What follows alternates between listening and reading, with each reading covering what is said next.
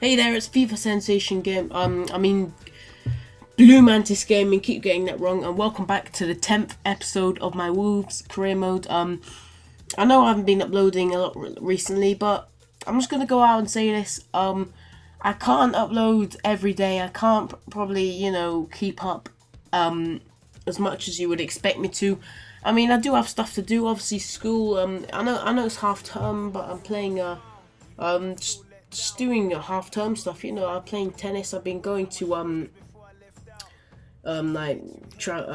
going traveling, stuff like that. But I'll try and upload as often as I can. And these are one of the days where I got a chance to. And yeah, I'm uploading now. So we're going to this game here against Bristol. We've got 3 games in this episode as opposed to 2 the previous episode. But Sigurdarsson has a shot there, and Doyle with a weak header straight into the hands of the keeper. It would have been hard to score from there, from his position, but Doyle has the ball, tries to shoot, and it actually wasn't too bad. It wasn't miles over. It wasn't really close as well. But yeah, not a bad start for us. It was 0-0 at half time though. Not much happening. There weren't hardly any chances. I didn't show everything, but there wasn't much to show in truth.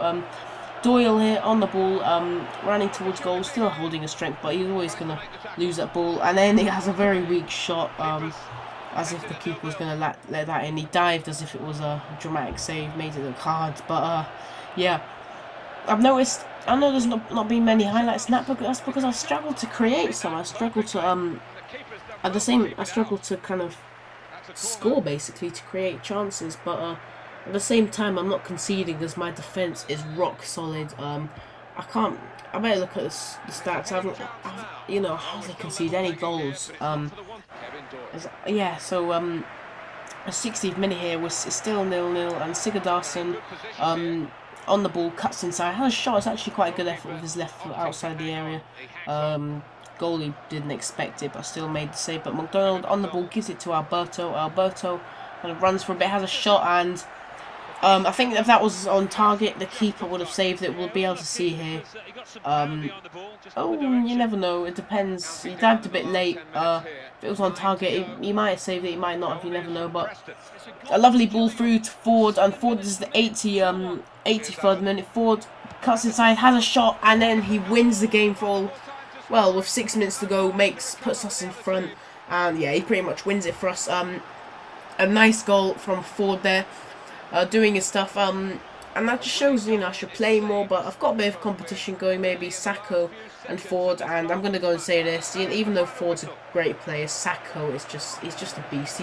He's the best player in this Wolves team. I think he's Premiership quality. I just think, I just hope we keep him, luckily it's not like real life, where kind of teams, like smaller teams, if they have a good player, they're kind of forced into selling them, because they're just offered like a sum that they can't refuse, which is like 10 million for like a League 1 team.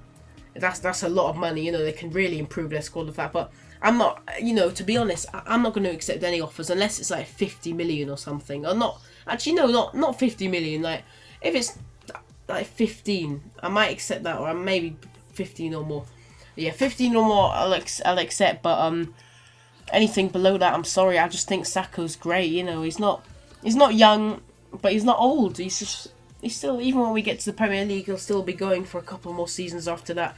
But we have another game, the second game of the episode against Preston. We're at home, and Griffiths on the ball, gives it to Ruben Romero. Ruben Romero cuts inside, has a shot, and it was quite a weak shot. He probably should have buried that, but it is easier than it looks easier than it is. But Griffiths there has a shot, and again, that could have easily gone in. Probably should have scored there, to be honest. Shooting is pretty good in this FIFA game, yeah, he probably should have scored. But Elokobi gives it to Ruben Romero, gives it to Griffiths. And what really impressed me about Ruben Romero is that not only does he score some goals, he creates a lot as well. He's always kind of very active. He can drop back into midfield. He can play pretty much anywhere. I've seen him actually make a few tackles. Like not tackles that everyone makes, like defensive tackles, which is great. Yeah, so we get to half time. It is 0-0. And again, I'm struggling to score. I won the last game. I think it's the last couple of games 1-0. Pretty sure. I can't remember what happened in the last episode. But Saka goes through and does finally make it 1-0. And are we going to win our third game in a row? 1-0. I can't seem to score, but Saka again proving why he's Premiership worthy. He just takes, it's pretty simple goal. Just takes a couple of touches and then slots it in the corner. A pretty simple goal, but still a goal. But Ruben Romero on the ball. You would think he's probably my man of the match today. Gives it to McDonald. McDonald has a shot, and that is saved by the keeper. Now Hume gives it to Welsh. Manchester can hold on to the ball. Elakobi can't catch it. No one can catch him. Two defenders around him, and he hits the post, which was it was a shock. I thought he was going to score when he had the shot, and I thought he was just going to roll in, but no, it hit the post.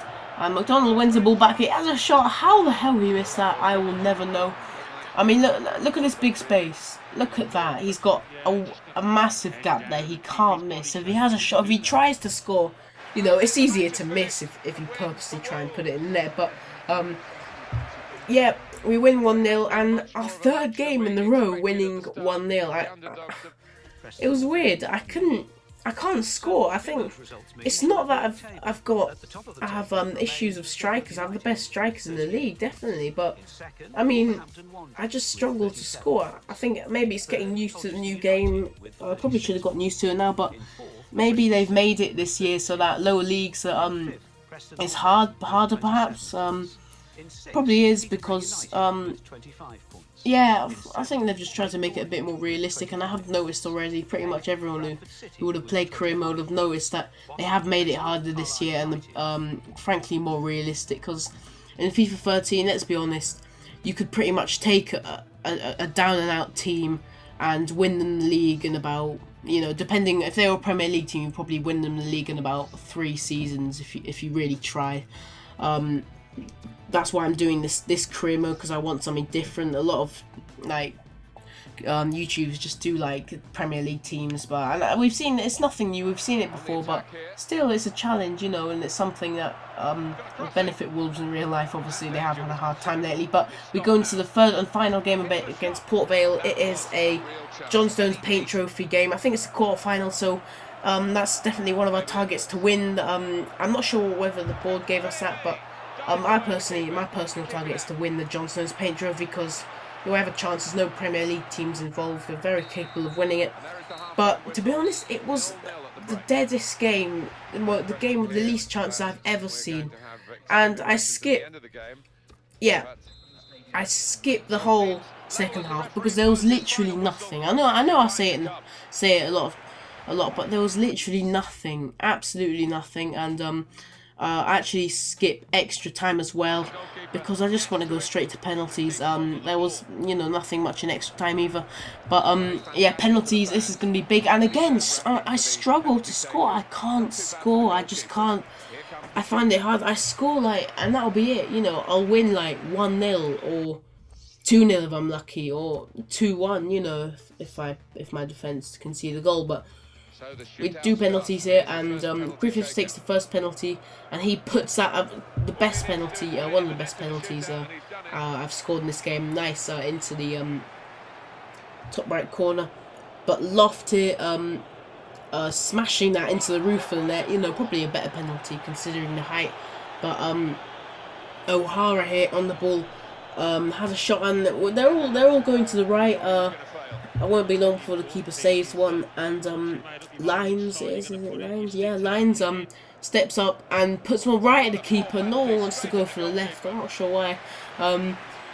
But yeah, we're winning 2-1. This would make it 3-1. Ford, who's been hasn't been great in the game, I've noticed. I gave him a chance after he got the winner at Bristol, but he hasn't been great. But he scored that, made it 3-1. Finally put it to the left, and Myrie Williams misses that. And it's a save, and yeah, so we're on the verge of winning. Sigurdarsson could win us the match here, and I wanted him to, obviously, and I was going to put it into the left-hand corner, and I failed. I think I just held this held R3 for too long. I think I didn't release it in time, but Dudes or Dodds, yeah, puts that into the right. And even though we missed that penalty, we've still got another chance to win it here, because obviously they've missed 2 and we've missed 1, so we could win it 4-2 here. And Edwards, that's exactly what he does, puts it in the right, nice penalty, cool and calm, and wins us the game. So we're through to the semis of the John Stones Paint Trophy, beating Port Vale, and yeah, I think we deserved it. There weren't many chances, but in the first half we played pretty well. You know, I guess that you could say we deserved it. But this is the league table right now. Sheffield are still top, but not far behind. You know, the first 3 places are just, there's 3 points in difference. Sheffield United are on 38. Wolves are on 37, that's us, and Colchester are behind us by 1 point, 36. And I want to win the league this season. Actually, I don't mind if we finish second. I just want to get promoted automatically. But I hope you enjoyed this episode, and yeah, bye.